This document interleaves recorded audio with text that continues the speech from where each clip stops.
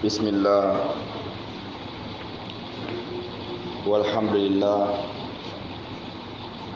الحمد لله الذي جعل الصيام جنة وسبب موصل إلى الجنة، وأشهد أن لا إله إلا الله وحده لا شريك له، وأشهد أن سيدنا ونبينا محمد صلى الله عليه وسلم الذي قال الصوم جنة، صلى الله عليه وعلى آله وأصحابه ومتمسكين بسنته وإهدايته إلى يوم الدين وسلم تسليما كثيرا. وبعد، nous louons Allah subhanahu wa ta'ala, Allah qui est le Seigneur de l'univers. Nous louons également Allah qui a fait du jeûne un bouclier et une facilité pour accéder au paradis. Nous témoignons qu'il n'y a point de divinité digne d'adoration excepté lui, Allah. Et témoignons également que le prophète sallallahu alayhi wa sallam est son messager et son envoyé. Il est le dernier des prophètes et messagers. Lui qui disait dans l'une de ses paroles, le jeûne est un bouclier. Qu'Allah prie sur lui, sur sa famille, ses compagnons et sur tous ceux qui suivront sa voie jusqu'au jour de la résurrection. Nous remercions Allah, frère en islam, qui nous a donc facilité et nous a permis d'effectuer cette adoration dans la Jama'a et dans la mosquée. Qu'Allah mette cela sur la balance des bonnes œuvres, le jour où ni les enfants ni les biens ne seront d'aucune utilité pour les serviteurs d'Allah. Frères en islam, nous allons ces jours-ci, Inch'Allah, dès qu'Allah va nous faciliter, de cheminer ensemble sur ce petit document, un condensé de Cheikh Abi Bouchra Ilyasine, qui nous a facilité en condensant ce qu'on a appelé en titre Fiqh Siyam, la jurisprudence de jeûne. Vous êtes sans ignorer que quelques jours seulement, nous allons donc aborder ce que les autres prennent comme une épreuve, c'est-à-dire le jeûne du mois de Ramadan. Nous voulons qu'avant que ces jours n'arrivent, que nous puissions avoir donc quelques informations complètes sur le jeûne pour nous permettre de savoir où nous allons. Parce que si on ne sait pas ce que c'est le jeûne et ce qu'on a lorsqu'on va jeûner, on va jeûner par tradition. C'est pour ça que le Cheikh Ilyasine nous a aidé donc en condensant quelques titres que nous allons, Inch'Allah, commencer aujourd'hui. Il commence le livre par remercier Allah et prier qu'il accorde la salutation et toutes les bénédictions sur le prophète, sa famille et ses compagnons, et tous, sans exception. Et titre en point 1, Tarif ou Siyam, la définition du jeûne. Qu'est-ce qu'on appelle jeûne? Il dit Asiyam Louratan. Le jeûne, linguistiquement, veut dire Tarku ta'ami wa sharabi wa nikahin wal kalam. C'est s'abstenir de manger, de boire, de faire des rapports charnels et de parler. Non, il y a parlé dedans. Parce que s'abstenir de parler est une forme de jeûne. Allah dans le Coran a prescrit au prophète de jeûner en cessant de parler. Quand nous revenons dans Zacharia, Allah lui a donné de jeûner lorsqu'il a demandé à Allah un enfant et que Allah lui fait cette annonce. Il a demandé Ij'al li aya, donne-moi un signe, oh Allah. Allah dit le signe est que tu ne dois pas parler aux gens, salasat layal, pendant 3 jours, illa ramza, sauf pas de signes. Donc c'était une façon de dire à Zacharia jeune. Il a dit également à Marie alayhi salam de jeûner lorsque Allah lui a donné l'enfant Isa alayhi salam. Le signe était que Marie jeûne. Lorsqu'elle revient avec l'enfant, on lui dit: oh, la sœur de Haroun, d'où te vient ceci?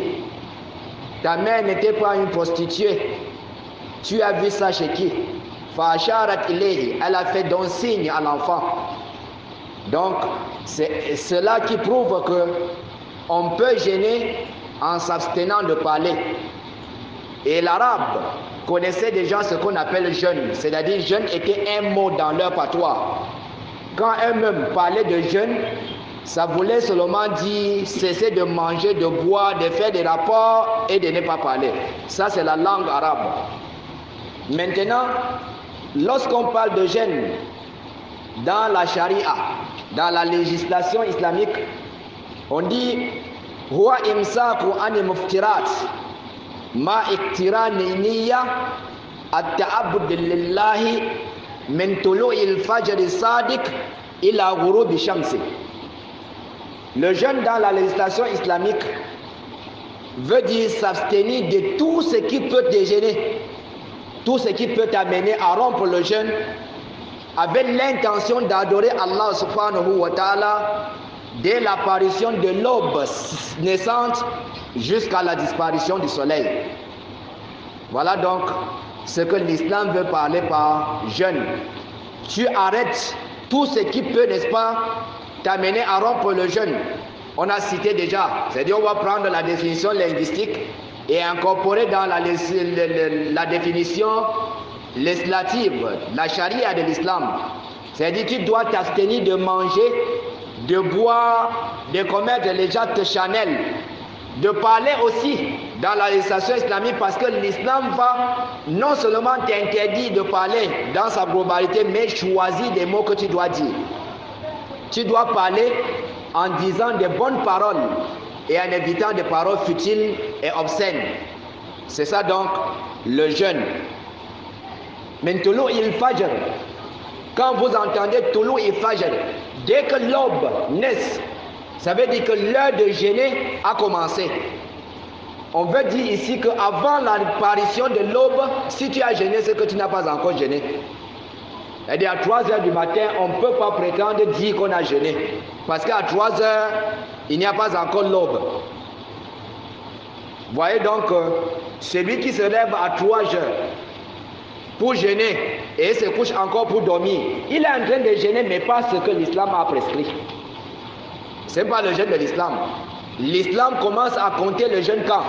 À partir de la naissance de l'aube.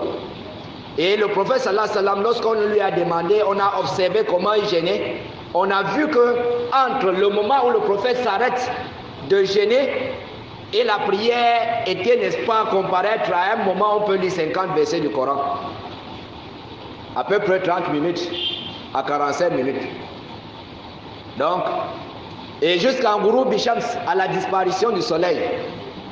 Vous allez que ceux qui vont se tromper vont, n'est-ce pas, nous amener le verset où Allah dit Summa atimmu siyama il est laine. Après compléter le jeûne jusqu'à la nuit. Si on veut donc définir et interpréter le Coran selon nous et selon l'écriture, on ne va pas s'en sortir. Il faut prendre et amener chez le prophète. Il te dit ce que Allah veut dire. Parce que c'est lui sur qui le Coran est descendu.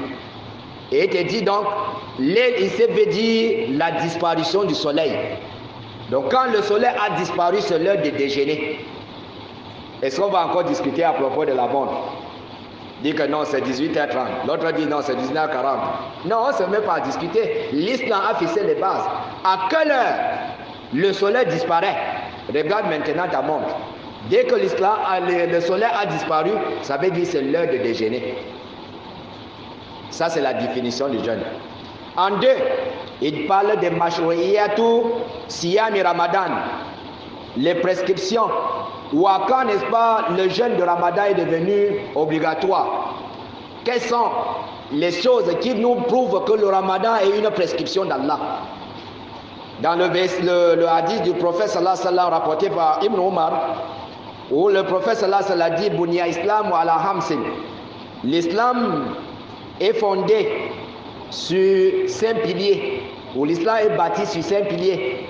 Il y a shahadati Allah ilaha illallah wa anna Muhammad Rasulullah.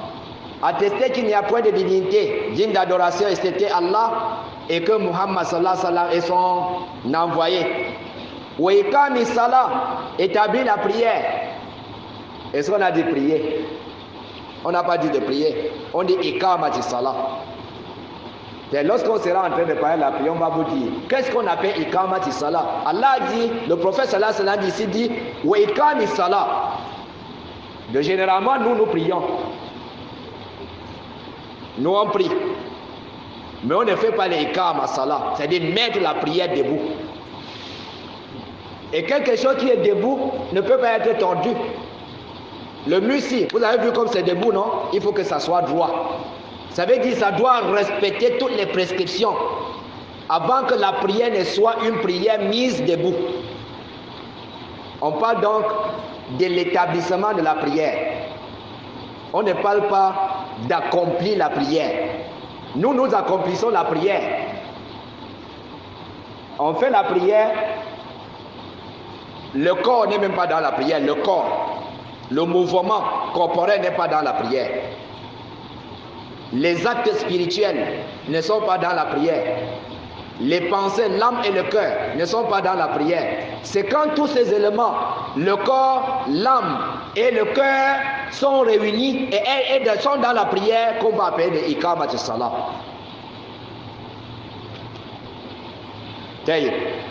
Trois, il dit wa ita izaka, donner la zakat.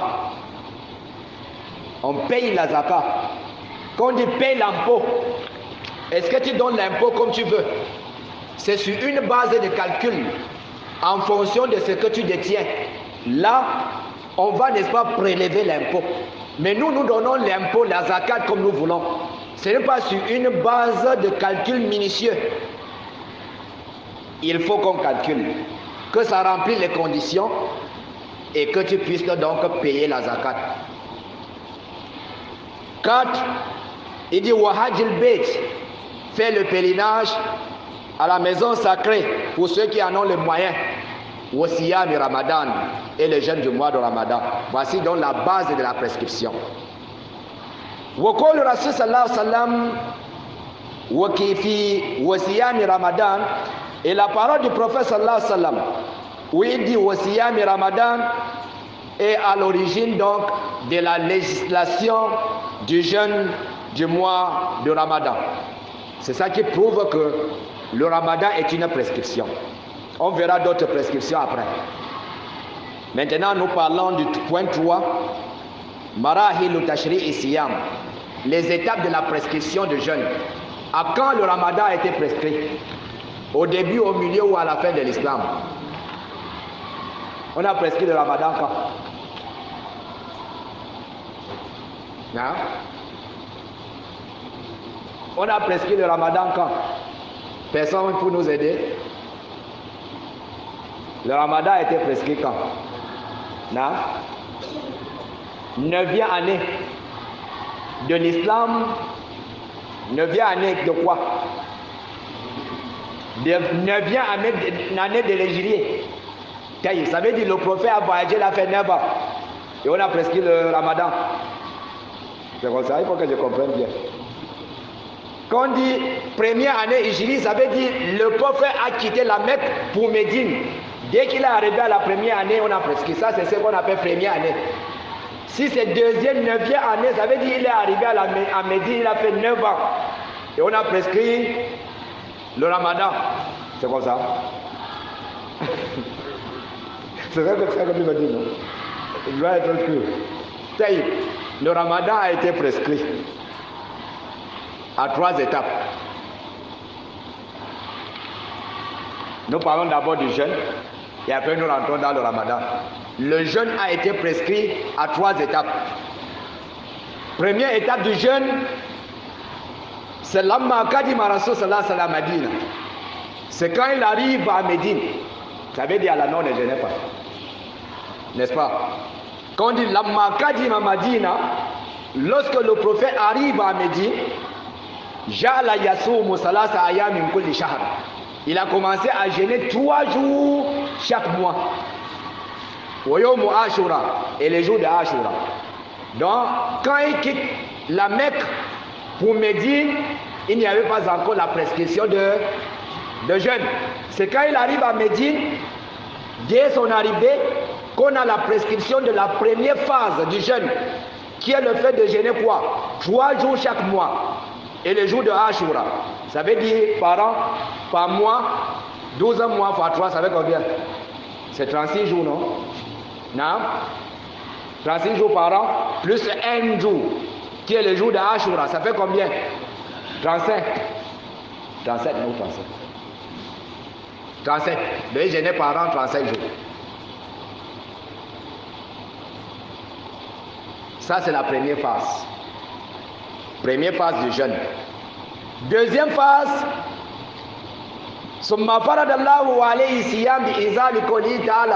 et après Allah a révélé, Allah a rendu, a prescrit le jeûne. Ok? Ça c'était le premier, la première phase, c'est une prescription facultative. C'est pas tout le monde qui jeûnait. C'était seulement obligé sur le prophète qui jeûnait le 3 jours, on appelle ça Ayam Bek. Les 3 jours blancs du mois 13, 14, 15. Voilà le jeûne que le prophète jeûnait quand il est arrivé à Médine, plus le Ashura. Deuxième phase, Allah prescrit le jeûne. Mais ce n'est pas encore obligatoire. C'est encore sous la forme de qui peut ou qui veut. Parce qu'il y aura un choix. Il dit, Ya ayyuhalladhina amanu kutiba alaykumus siyam kama kutiba alal ladhina min qablikum la'allakum tattaqun. Ayyama ma'dudat faman kana minkum maridan aw ala safarin fa iddatun min ayamin ukhra wa alal ladhina yutiqunahu fidyatun ta'amu miskin. Ça s'est arrêté ici. Voilà la deuxième phase. Deuxième prescription. Allah dit, oh, vous qui avez cru, on vous a prescrit le jeûne comme on avait prescrit à qui? À ceux d'avant vous, afin que vous atteigniez la piété. Il dit, Ayyam Ma'doudat, c'est un nombre de jours bien connu. Un nombre de jours qu'on peut compter. Il dit, celui qui est parmi vous malade ou en voyage, il doit faire comment? Il doit jeûner un nombre de jours équivalent. Ceux qui éprouvent des jeunes, qui ont des difficultés à jeûner, ils doivent faire comment? Ils doivent nourrir un pauvre. Voilà ce qu'on nous dit maintenant dans la compréhension de ce verset. Il dit Faman sha'a falyasum. Quand le verset est descendu, celui qui voulait jeûner. Ça, c'est le premier choix. Tu jeûnes. Deuxième choix, Faman sha'a aftara wa at'ama an kulli yawm miskinan. Et celui qui veut de jeûne, mais nourrir un pauvre chaque jour. Donc on avait le choix de jeûner ou de déjeuner et de nourrir un pauvre. Donc jusqu'ici, c'est obligé, mais ce n'est pas encore, on n'a pas encore une forme obligatoire formelle. Parce qu'on nous donne le choix de jeûner ou de déjeuner et de nourrir un pauvre. C'est la deuxième phase. Troisième phase, c'est Nusikha bi qawlihi ta'ala faman shahida minkum ash-shahra falyasum. Ce verset est venu abroger les deux premières phases. Shahru Ramadan alladhi unzila fihi Qur'an hudan linasi wa bayyinatin min al-huda wa furqan. Faman kana maridan, jusqu'à ce qu'il dit faman shahida minkum ash-shahra falyasum. Celui qui témoigne la présence du mois doit jeûner. C'est devenu obligatoire, tu n'as plus le choix. Le choix maintenant doit être examiné par le législateur et non par toi. Parce qu'avant c'est toi qui avais le choix de jeûner. Si tu trouves qu'aujourd'hui, bon, je ne me sens pas bien, tu ne jeûnes pas. Et tu donnes à manger à un pauvre. Ok? Ce verset est venu abroger, l'autre est rendu le jeûne du Ramadan quoi? Obligatoire. Parce qu'il dit Shahru Ramadan allazi unzila fi al-Qur'an. Le mois de Ramadan est le mois au cours duquel le Coran est révélé. Juste à ce que Allah dit, c'est lui maintenant qui a témoigné. Hein? Shahida. Shahida. Voir, c'est lui qui a vu. Ici, c'est Shahida avec l'œil. Hein? C'est lui qui a Shahida avec quoi? Avec l'œil. On va voir, on va entrer dans la description quand le chef va parler de la vision de la lune. Il va nous expliquer. Maintenant, on nous dit seulement c'est lui qui a vu la lune. Le mois, il fait comment? Il jeûne. Ça, c'est la dernière phase et ça a rendu donc le jeûne obligatoire à tout le monde. Maintenant, le Ramadan est prescrit quand? À quand cela était obligatoire? Donc ma question revient. C'était un lundi. Un lundi. On a trouvé le jour, non?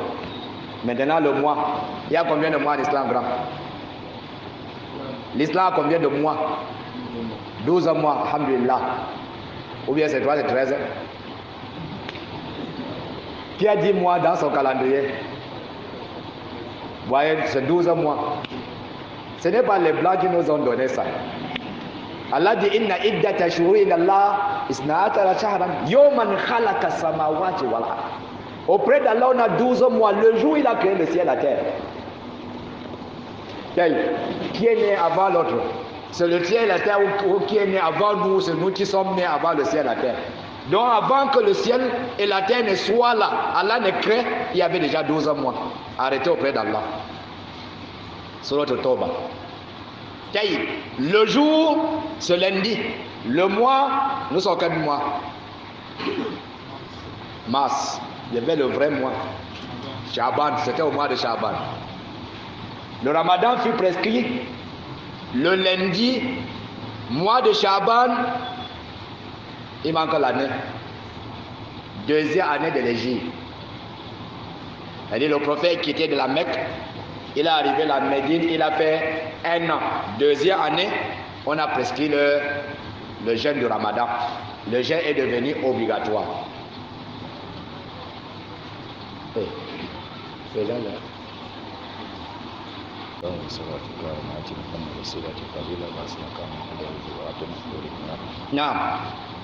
Nous avons donc vu la prescription du mois de Ramadan et on a dit que le mois de Ramadan a été prescrit la deuxième année de l'Égypte, un lundi au mois de Shaban.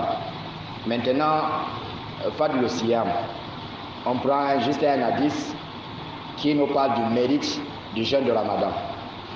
Et on prend donc le hadith de Abu Huraira où le prophète sallallahu alayhi wa sallam nous parle dans ce hadith en titre divin, hadith Qudsi.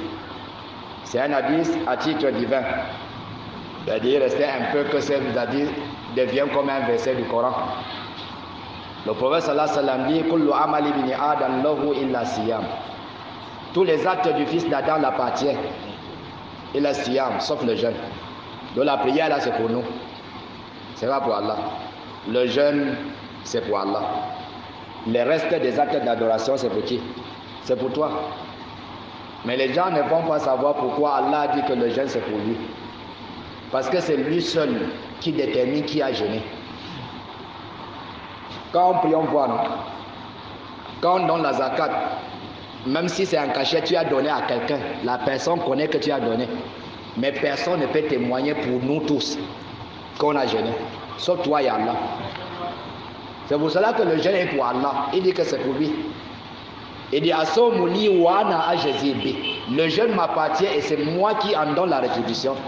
Donc la récompense du jeûne c'est Allah. Vous allez voir la prière qu'on vient d'effectuer là, il y a un mérite. On dit si tu fais dans la Jama, tu as 27 récompenses. Dans une autre version, 25 récompenses. Ok? Celui qui donne la zakat, on lui donne les mérites. On dit de 10 à 700 ou plus. Mais pour le jeûne, il n'y a pas. On n'a pas vu où le prophète ou Allah a dit si tu as jeûné un jour, on va te donner tel nombre de points. C'est Allah qui connaît combien il donnera à un jeûneur. Il y a 3 catégories de personnes dont leur récompense appartient à Allah. C'est-à-dire tu viens devant Allah, tu ne connais pas combien on va te donner parce que ça appartient à Allah. Il y a la patience. Inama yuwaffa sabiruna ajruhum bighairi hisab wa ajru sabirina inda Allah. Les patients ont leur récompense auprès d'Allah. Et Allah donne sans compter, c'est-à-dire on donne seulement. On ne cherche pas à savoir tu as eu combien, c'est-à-dire on déverse. C'est comme le jeûneur. Le jeûneur n'a pas un nombre de récompenses auprès d'Allah déterminé. Allah va te verser les récompenses seulement. Il dit wasiyamu junna. Et le jeûne c'est un bouclier. Vous connaissez, n'est-ce pas, le pare-balles ou le contre-balle que nos militaires portent quand ils sont en danger. C'est ça, voilà le jeûne. Le jeûne te protège contre tous les obstacles. Quand tu as jeûné, tu es protégé contre tout. J'ai dit tout. Rien ne peut t'atteindre quand tu as jeûné. J'ai dit le jeûne qu'on nous a prescrit. Je ne dis pas le jeûne que nous jeûnons là. C'est notre façon de jeûner. Voilà. On parle du jeûne prescrit. Si tu as jeûné, comme nous allons voir les étapes ou les degrés des personnes qui ont jeûné. Si tu es au premier degré, tant pis pour toi. Parce qu'il y a les degrés du jeûne. Mais ceux qui ont jeûné prennent le jeûne comme un bouclier. Allah utilise ça comme un bouclier qui ne peut pas passer par l'enfer. Et Junnatu minan nar, ça te protège contre l'entrée en enfer. Parce que la plus grande protection auprès d'Allah sera de te prémunir d'entrer en enfer. Et parmi donc les choses qui vont te protéger, il y a le jeûne. Quand l'un de vous jeûne, il ne doit pas proférer des paroles obscènes et des paroles insultantes. Tu ne dois pas insulter ni parler des choses, n'est-ce pas, quand ça sort même dans la bouche, toi-même tu regrettes.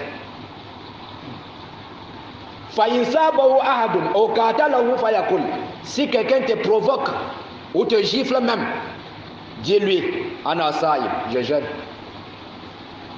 Hein? Ne dis pas, attends plutôt attends le soir, tente ça le soir, on ne va pas te dire. Non, tu ne renvoies pas ça après. Tu dis je jeûne et c'est fini, tu ne reviendras plus dessus. Le prophète dit Wallazi nafsun Muhammadin biyadi. Je jure par celui qui détient l'âme de Muhammad entre ses mains. La khaloufun famin sa'im atayab inna Allah mari misk. L'odeur de la bouche d'un jeûneur est plus agréable auprès d'Allah plus que le parfum de misk. Ça n'existe pas sur la terre. N'allez pas chercher le parfum misk sur la terre. Ça n'existe pas. Tout le grand parfum que vous comprenez là, le jour de la résurrection, quand on va amener ça et le misk, tu vas penser que ça c'est l'urine. L'autre là, qu'on utilise ici, il y a des parfums qu'on achète des millions. Mais ça sera l'urine. Pour ne pas dire les sels. La façon dont ça va sentir mal.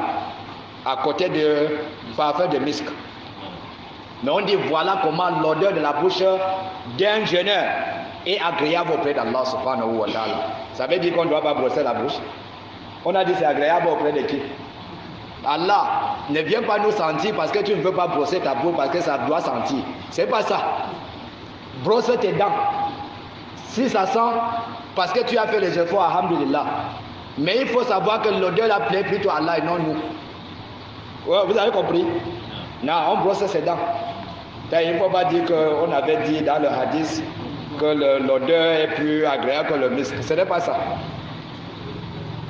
Si après avoir fait les efforts, ça dégage, c'est bon devant Allah.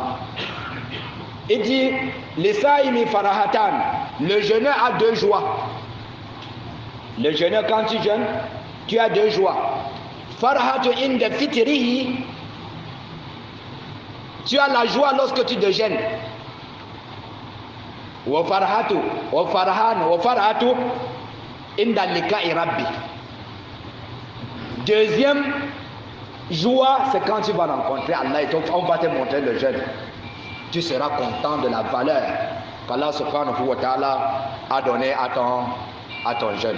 Donc ce n'est pas quelque chose à prendre à la légère, mes frères en islam. Mutafaq alayh.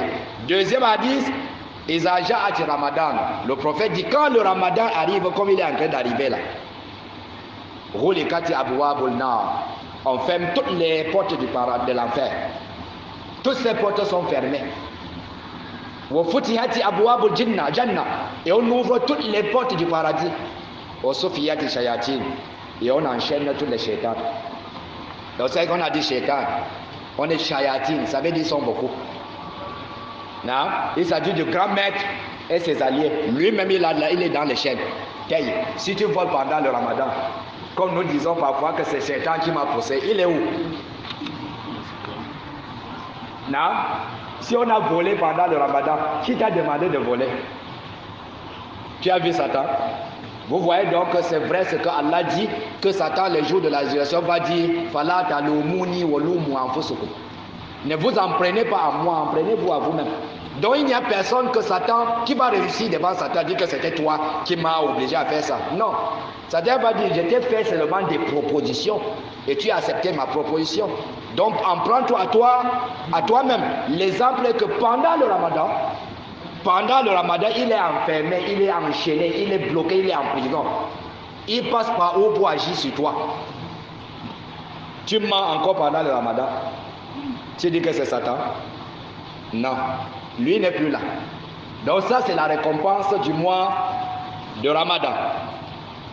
Cinquième point, je ne sais pas si on va finir le cinquième point, mais qu'Allah nous fasse parvenir, c'est les degrés de jeûne.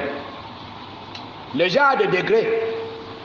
Nous allons prendre le jeûne ensemble, mais on n'aura pas le même degré auprès d'Allah. Détrompez-vous. L'islam est comme, n'est-ce pas, le bas monde. Allah a fait notre façon de vivre là, pour qu'on puisse prendre cela comme un exemple. À la rentrée, on a inscrit tous les élèves à l'école, non? Et tous sont dans la même salle de classe, non? Les mêmes professeurs, le même livre au programme, non? Mais est-ce que c'est eux, à la fin de l'année, là, ils auront le même degré? Il y a les Momtaz, les excellents. Il y a les très bien, les jaïjiks, les jaïs. Hein? Jusqu'à ce qu'on dit les nuls, très mauvais. C'est la même chose ici, le jeune. Choisis maintenant ton degré. À partir de maintenant, tu seras dans quel degré? Depuis que tu jeûnes là, hein? À partir du degré qu'on va expliquer ici, classe ton jeûne, ou les anciens jeunes là dans le degré. Premier degré, Somme au monde, c'est un jeûne de commun. Le jeûne où tout le monde jeûne. Musulmans ou non musulmans, être vivant comme être non vivant, humain comme non humain, ils jeûnent. Les animaux jeûnent, les oiseaux jeûnent. Donc quand tu es sur ce degré-ci, tu n'es pas différent de ton chien à la maison de ton chat. Parce que lui jeûne aussi. Il t'arrive parfois de le priver de nourriture, non? Il ne boit pas, il ne mange pas, il ne fait pas les rapports avec sa famille, non? Ouais, il a jeûné. Tu le dépasses en quoi? Ça, c'est le premier degré. Si tu es encore ici, écoute ce qui te mène ici. On dit Kismun min al-muslimina yusumuna min al-muftirat min tulu'i fajr ila ghurubi shams. C'est un groupe de musulmans qui jeûnent seulement les interdits de jeûne. C'est-à-dire c'est prive de ce que Allah a demandé de ne pas faire pendant le jeûne. De l'apparition de l'aube jusqu'au coucher du soleil. Walakin waka fi afati lisan wa jawari. Mais il ne cesse de tomber sur le méfait de l'âme, les provocations de l'âme et du corps. C'est-à-dire il peut encore insulter quelqu'un, il peut encore faire comme ça avec sa main. Nos frères là, je pense qu'on se connaisse. Hein? On se connaît, non? Quand dès que quelqu'un te provoque, tu fais seulement comme ça. Avec sa main, il fait comme ça. Avec sa bouche, il insulte. Celui-ci, le jeune n'agit pas. Fatajidahu wasiyamuhu lakinnahu yaktabu nas. Tu vois, il est en état de jeûne, mais il est en train de médire sur le nom des gens. Il fait la médisance.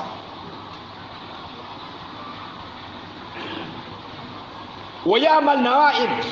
Et il fait encore la calomnie. il calomnie encore pendant le ramadan. Tu as vu que l'autre, quelqu'un passe dire, c'est toi et lui qui comprends. Si tu n'as pas compris, après il va t'expliquer. Ah, il veut seulement que tu vois pour retenir ce qu'il va bien te dire après. C'est pour ça qu'on dit malheur dont un calomniateur avec la bouche et quoi des signes. Il veut seulement. Il y a ces gens qui parlent seulement comme ça. Son vis-à-vis a tout compris. Hein? C'est interdit, ça c'est un malheur. Mais pendant le ramadan, ceux-ci, ils sont encore dans l'espionnage. Les musulmans qui espionnent. Béna muslimin, il fait l'espionnage entre les musulmans. Il dit ces gens de musulmans ne profitent pas de son jeûne. Si tu as encore cette qualité de musulman, qui jeûne, tu calomnies, tu médites, tu espionnes, tu insultes, tu es encore au premier degré. Ça veut dire que tu n'as pas encore commencé à jeûner, parce que tu fais le jeûne de ton chat. Et Allah n'a pas prescrit le jeûne au chat. Allah a prescrit le jeûne au chat. Et qu'Allah nous facilite. On va s'arrêter ici à cause du temps. Inch'Allah, si Allah nous facilite, on va reprendre ce passage demain si on a le temps. Priez seulement pour nous qu'Allah nous facilite, qu'on soit ensemble et pour qu'on puisse, n'est-ce pas, finir ce petit livre avant le Ramadan. Qu'Allah nous facilite, nous pardonne et fasse de nous ceux qui comprennent sa parole et les mettent en application.